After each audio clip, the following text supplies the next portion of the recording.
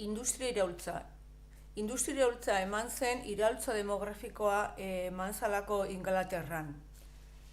Inglaterran nekazaritza modernizatu egin zen 18. mendearen erdialdean, eta horrek suposatu zuen soberakinak saltzen zituztela nekazariek, eta gainera sobratzen zala jendea landan, eta nekazari horiek juntziela lanera fabriketara, landa exodoa esaten dana. Hau gertatzen da Inglaterran.